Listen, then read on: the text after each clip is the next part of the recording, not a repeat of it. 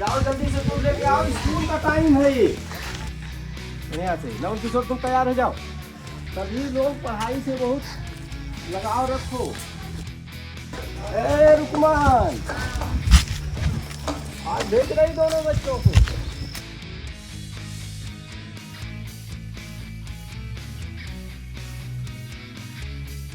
क्यों बेटा, आज तुम तैयार हो गए चलने के लिए स्कूल? हाँ ठीक है, देखो झोला हाथ में दे लिए, अब चलो चलो बेटा चलो, पढ़ लिख करके आगे। सुबह हम शहरिया लोगों की बस्ती में आते हैं और इनको तैयार करते हैं स्कूल जाने के लिए और प्रेरित करते हैं। रोज रोज का काम है।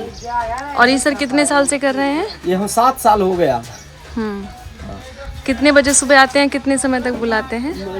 इनको स्कूल की टाइम जैसे घट बढ़ जाती है उसी के अनुसार स्कूल लगने के आधा घंटा पहले आते हैं और इनको लेकर के जाते हैं स्कूल। साथ कोई अकेले चलो तुम, ना हो साथ कोई अकेले चलो तुम, सफलता तुम्हारे चरण चूम लेगी, सफलता तुम्हारे चरण चूम लेगी।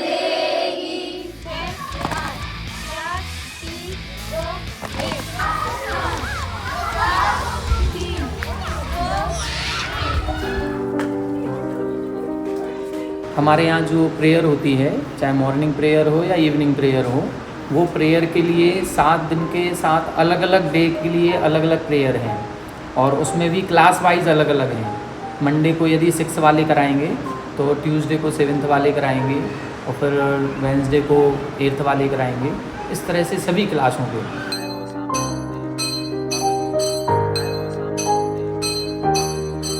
शिक्षक लोग कहते हैं कि बड़ा आराम का काम है, लेकिन शिक्षा देना आराम का काम नहीं है।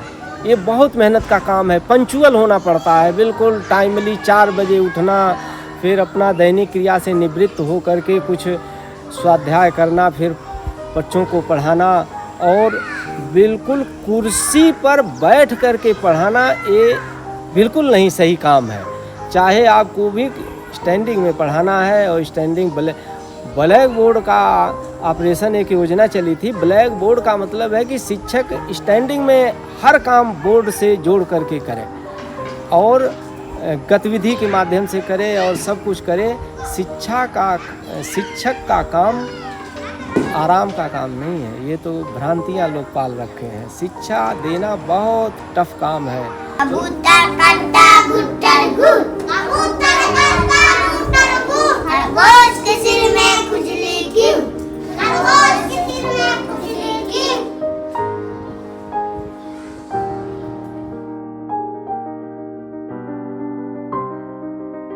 मैं कक्षा 5 तक प्राइवेट स्कूल में पढ़ी और 6 से यहाँ पे आई।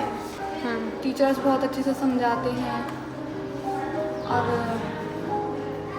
सब कुछ समझ में आता है। हमारे सर बहुत अच्छा पढ़ाते हैं, अच्छे से समझाते हैं, हर बात बताते हैं कि किसी के साथ कभी बुरा मत करो, सबके साथ मिलजुल के रहो। ये विद्यालय हमारा भाई बहन जैसे हम ये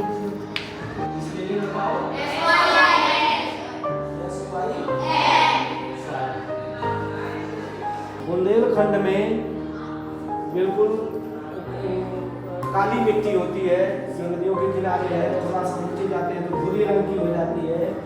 यहाँ पर बहुत अच्छी पढ़ाई होती है और यहाँ पर खेल खिलौने सब कुछ मिलते हैं। यहाँ के हमारे सर बहुत अच्छे हैं।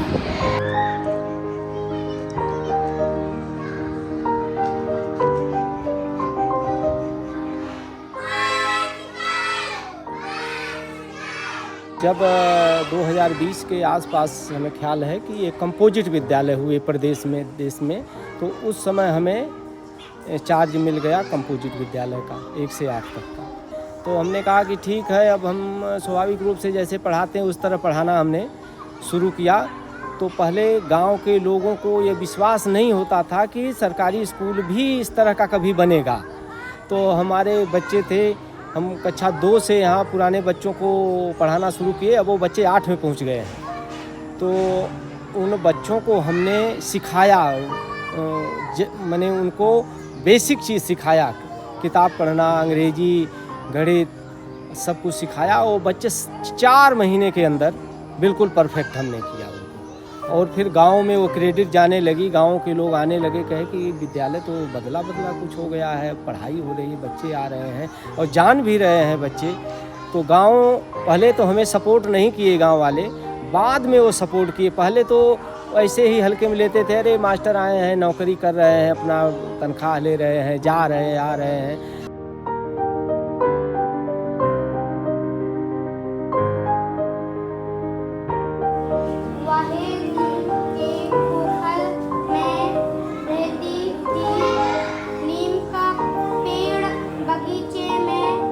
मुझे स्कूल में बहुत अच्छा लगता है घर से ज़्यादा। मेरे स्कूल में अपनी किताब भी मिलती है, हम लोगों के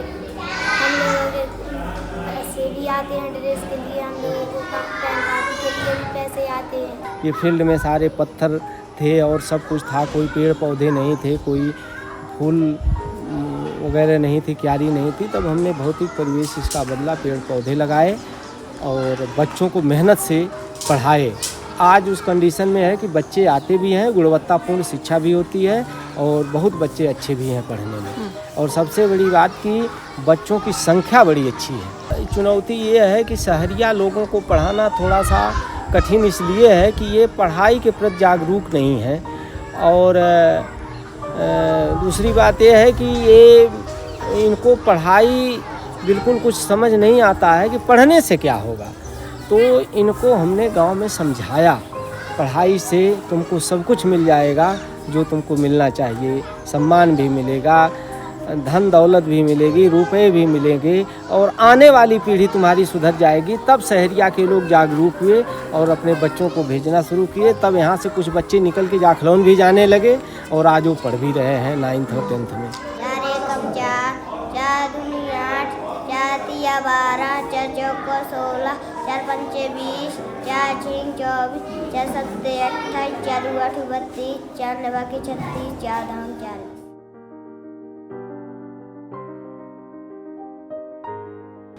मैं करीब लगभग 6 वर्ष से यहाँ पर अध्ययन करा रहा हूँ और यहाँ से जब 8 पास करके बच्चे जाते हैं तो इनका एडमिशन जाखलौन के बुंदेलखंड इंटर कॉलेज में होता है।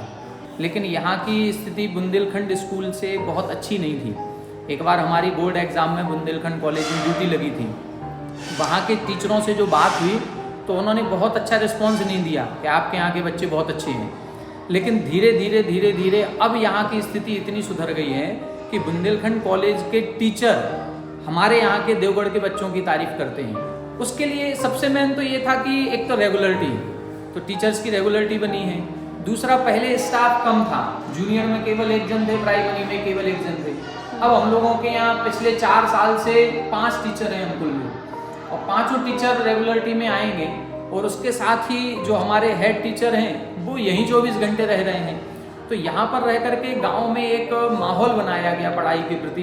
जो शहरिया बच्चे थे वो यहाँ पर आते नहीं थे, उनसे गार्जियन से संपर्क करके उनको फिर बुलाया गया, पढ़ने में रुचि दी गई, होमवर्क कराया गया, बार बार पूछा गया, पढ़ाया गया।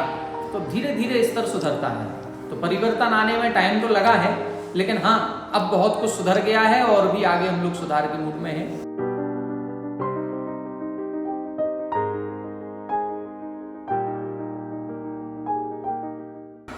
असलियत ये है कि यहाँ पर बच्चे लगभग 118 बच्चे हैं। 118 बच्चे में लगभग 60 बच्चे शहरिया के हैं। और उपस्थिति का दौर ये होता है कि ये शहरिया जो लोग हैं यह अपने गांव से मजदूरी के लिए कहीं दूर चले जाते हैं। कोई झांसी चला जाता है, कोई इंदौर, कोई भोपाल, इस तरह से ये लोग मजदूरी के लिए चले जाते हैं। ये हमें केवल 4 महीने 5 महीने मिलते। प्राइवेट स्कूल के लोग सरकारी स्कूल के प्रति उनकी नज़रिया थोड़ी सी बदली है कि प्राइवेट स्कूल में पढ़ाई अच्छी होती है, सरकारी में नहीं अच्छी होती है।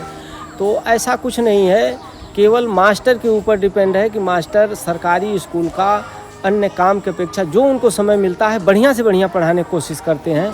तो कुछ लोगों का नज़रिया बदला है, वो लोग समझ रहे हैं कि सरकारी स्कूल में पढ़ाई हो रही है। अब शिक्षक सुविधा के लिए अपने जिस समय में स्कूल में बच्चों को पढ़ाना है वो अन्य काम को ले लेते हैं और करने लगते हैं, तो वो उनके लिए दिक्कत होती है।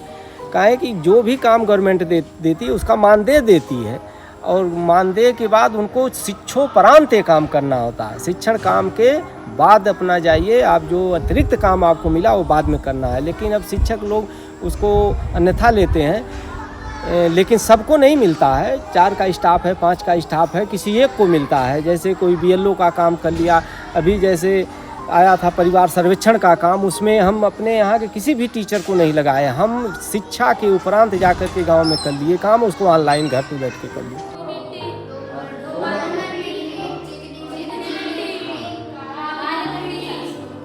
तो उसमें थोड़ा सा सूक्ष्मता का अंतर होता है, मृदा विन्यास कि अब आप जा नहीं रही, हम दूर के रहने वाले हैं जी जी। और यहाँ से हमें या तो 12 किलोमीटर पर हमें क्वार्टर लेना पड़ेगा, या तो 40 किलोमीटर ललितपुर 36 किलोमीटर जाना पड़ेगा। तो अब हम रोज़ यहाँ से जाएं, जबकि हम जाखलौन लगभग कच्छोपरांत जाते ही हैं, जो काम करना होता है विद्यालयी काम, हमारा कोई व्यक्तिगत काम तो है नहीं, विद्यालयी काम से जाते हैं। जैसे कोई अभिलेख देना हुआ या कोई मैंने कागज़ बना करके देना है, सूचनाएं देनी है, तो हम जाते हैं जाखलौन। लेकिन वो जब हम चले आते हैं यहाँ तो अपना स्वतंत्र हो जाते हैं, मॉर्निंग में टाइम से स्कूल खोल देते हैं, फिर पूरे समय भर पढ़ाते हैं बढ़िया से, फिर इसके बाद हम जाते हैं। अगर हमें कहीं यही ललितपुर से आना रहे तो हमें उतने मेहनत का, बनाना खाना वहाँ भी है, बनाना खाना यहाँ भी है, तो हमने ये सोचा कि हम क्यों न यहीं देवगढ़ में ही रुक करके शिक्षण काम करें और बच्चों को पढ़ाएं। इस वही मानसिकता है हमारी कि हम यहाँ रुक करके ज़्यादा बेहतर काम कर देंगे बच्चों के लिए।